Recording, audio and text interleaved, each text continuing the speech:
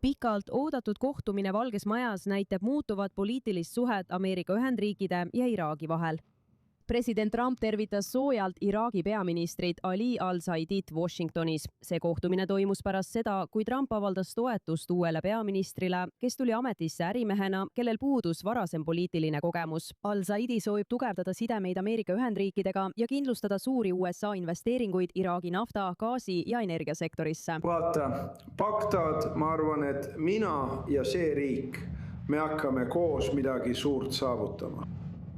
Me pole viimase 4-5 aasta jooksul eelmise valitsusega eriti koostööd teinud. Iraagil on tohutu potentsiaal tänu oma naftale ja ka muudele asjadele, aga eelkõige tänu naftale. Ja me hakkame tegema palju tehinguid. Me loome palju töökohti mõlemas riigis ja me hakkame palju naftat välja tooma. Palju naftat tuleb välja ja seda teevad Ameerika ettevõtted. Praegu peamiselt Ameerika ettevõtted. Nad ei taha teistega äri teha. Nad tahavad äri teha Ameerikaga ja see on hea.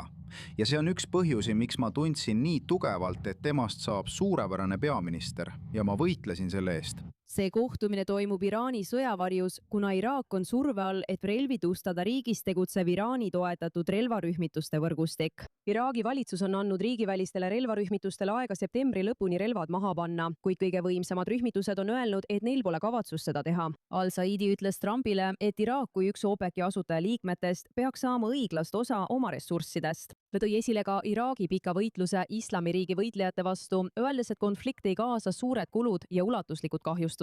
Me oleme üks asutajariikidest. Me oleme üks riikidest, kes asutasid OPEC-i. Aga meie õiguse ja eriti Egiptuse OPEC-i vastu. Me vajame õiglast osa Iraakile. Iraak võitles ISISe vastu. Iraak võitles ISISega. Ja terrorismi kui terviku vastu. Ja üldse terrorismi vastu. Ja ühinenud rahvaste organisatsiooni toetusel. Ja see sõda ISISega. See võitlus ISISega maksis Meile. Nagu tohutul hulgal raha. Ja hävitas infrastruktuuri. Mõlemad juhid ütlesid ka, et Iraagis alles jäänud Ameerika Ühendriikide väed lahkuvad täielikult septembri lõpuks. Ameerika Ühendriigid alustasid 2003. aastal riigi sõjalist invasiooni, mis viis Saddam Husseini lüüa saamiseni. Ameeriklased lahkusid Iraagist 2011 aastal, kuid naasid 3 aastat hiljem, et aidata riigil võidelda terrorirühmitustega. Arvatakse, et riigis on jäänud vähem kui 2000 Ameerika sõdurit. Meiega on nüüd liitunud Hamid al-Sharifi, endine Iraagi diplomaat, kes liitub meiega Londonist. Hamid, aitäh, et oled meiega I24 News Englishis. Tundub, et nende 2 juhi sõnul lahkuvad Ameerika juhid samal ajal, kui Ameerika naftafirmad tulevad asemele. Kas majanduslik mõjuvõim saab tõesti asendada seda mõju, millest Washington loobub oma vägede väljaviimisega? Mis võib juhtuda 30. septembril selle vägede väljaviimise kuupäeval? Härra Al-Saidi uus peaminister ütles, et see on nagu tähtaeg. 30. september. Me ei näe Iraagis enam relvarühmitusi ega relvajõude, vaid ainult valitsust. Nii et seda ta meile lubas. Nii et me ootame, et seda näha.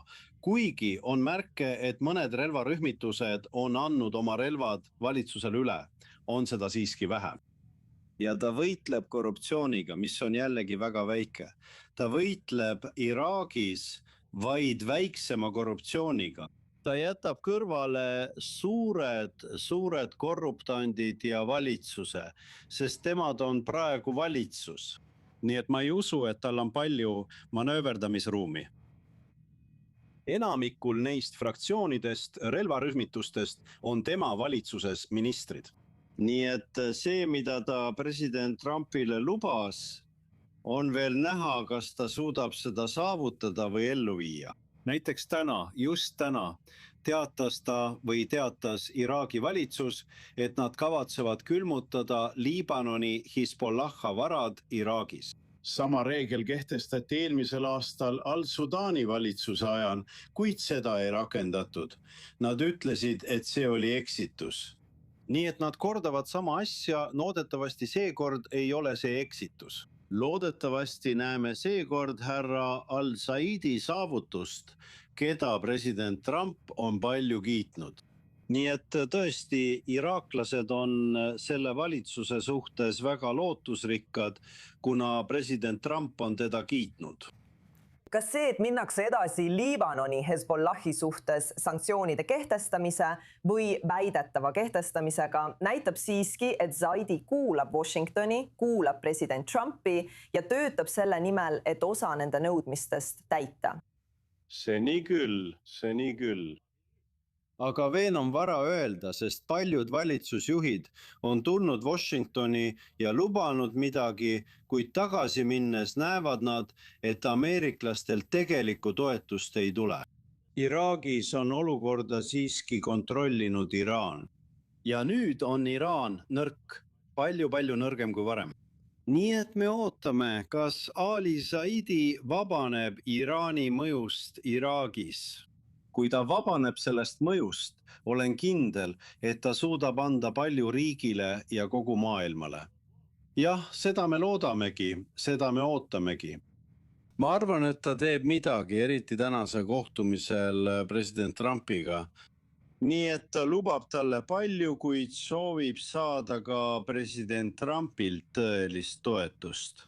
Me vajame palju toetust Ameerika poolelt, et vabaneda Iraani mõjust Iraagis. Millist toetust, eriti arvestades, et umbes 2000 seal paiknenud USA personali lahkuvad Iraagist? Kui tegu olele USA vägedega, siis millist muud toetust võib Iraagi valitsus vajada? Ei, Ameerika väed on olnud Iraagis viimased 23 aastat ja iraanlased juhivad riiki. Nii et asi ei ole vägedes. Vägi ei kavatse sekkuda. Aga seekord on olukord muutunud. Nii et poliitiline toetus loomulikult ja muu toetus nagu salateenistuste toetus, mõju, palju asju, mida Ameerika pool saab pakkuda Iraagile, et vabaneda Iraani mõjust. Eriti, nagu ma enne ütlesin, on Iraani režiim praegu väga nõrk. Nii et loodetavasti näeme varsti mingit tulemust. Aga majanduslik toetus, mõned neist Ameerika naftafirmadest, mõned neist kaubanduslepingutest, millest president Trump rääkis. Kas see võib ka Iraagis endast tõeliselt midagi muuta? Raha räägib. Jah. Jah, absoluutselt.